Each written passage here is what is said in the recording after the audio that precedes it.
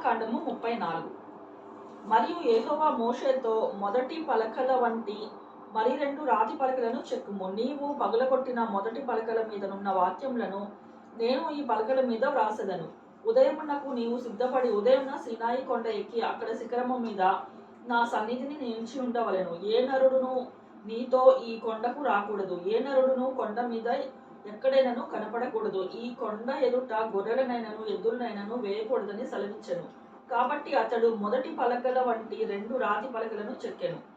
మోషే తనకు యెహోవా ఆజ్ఞాపించినట్లు ఉదయమందు పెందలకాడ లేచి ఆ 2 రాతి పలకలను చేతబట్టుకుని సీనాయి కొండ ఎక్కగా, మేఘంలో యెహోవా దిగి అక్కడ అతనితో నిలిచి యెహోవాను నామమును ప్రకటించెదను.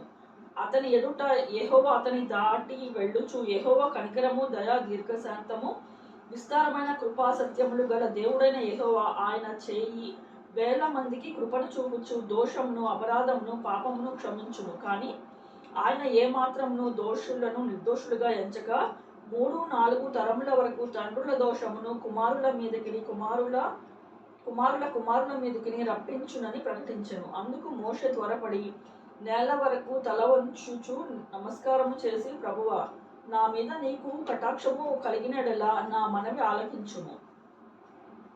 దయచేసి నా ప్రభువు మా మధ్యను ఉండి మాతో కూడా రావలెను.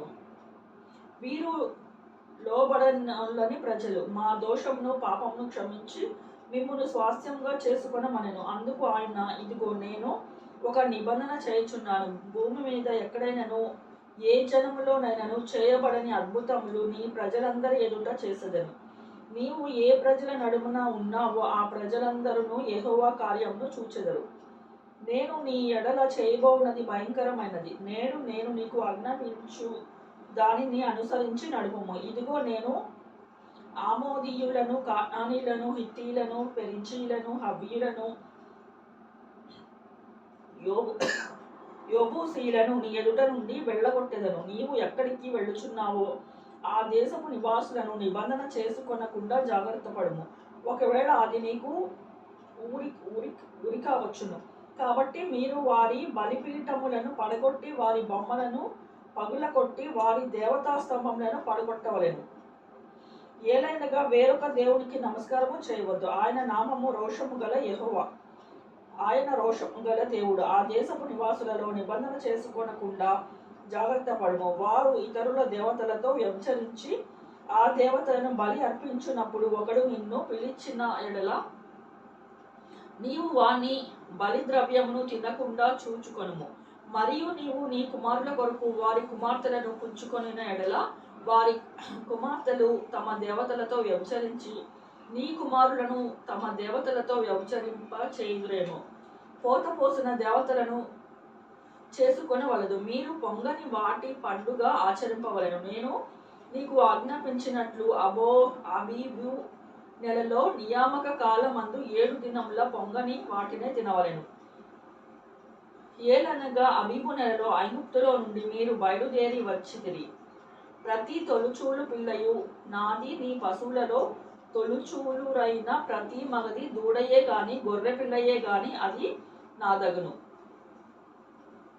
గొర్రె పిల్లను ఇచ్చి గాడిద తొలి పిల్లను విడిపింపవలెను. దానిని విమోచించిన ఎడల దాని మెడను విరగదీయవలెను. నీ కుమారులలో ప్రతి తొలుచూలు వాని విడిపింపవలెను. నా సన్నిధిని వారు వట్టి చేతులతో కన్నపడవలదు. 6 దినములు నీవు పనిచేసి 7వ దినమున విశ్రమింపవలెను.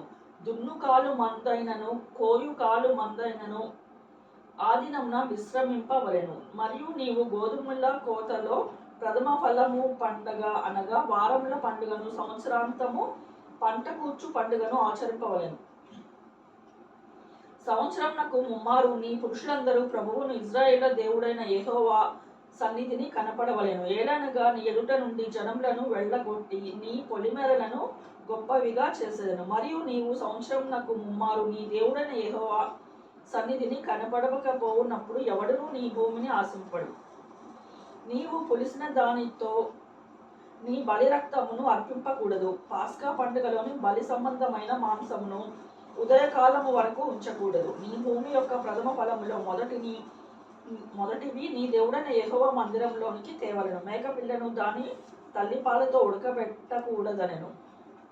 మరియు యెహోవా మోషేతో ఇట్లనెను, ఈ వాక్యములను వ్రాసుకొనుము. ఏలైనగా ఈ వాక్యములను బట్టి నేను నీతో ఇశ్రాయేలుతో నిబంధన చేసుకున్నాను. అతడు 40 రేయింబవళ్ళు యెహోవాతో కూడా ఇక్కడ ఉండెను. అతడు భోజనము చేయలేదు, నీళ్లు తాగలేదు. అంతలో ఆయన ఆ నిబంధన వాక్యములను అనగా 10 ఆజ్ఞలను ఆ పలకల మీద వ్రాసెను.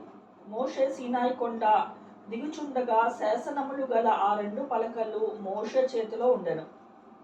అతడు ఆ కొండ దిగుచుండగా ఆయన అతనితో మాట్లాడుచున్నప్పుడు తన ముఖ చర్మము ప్రకాశించిన సంగతి మోషేకు తెలిసి ఉండలేదు. అహరోను ఇజ్రాయిల్ అందరిను మోషేను చూచినప్పుడు అతని ముఖ చర్మము ప్రకాశించెను కనుక వారు అతని సమీపించి వెరచిరి.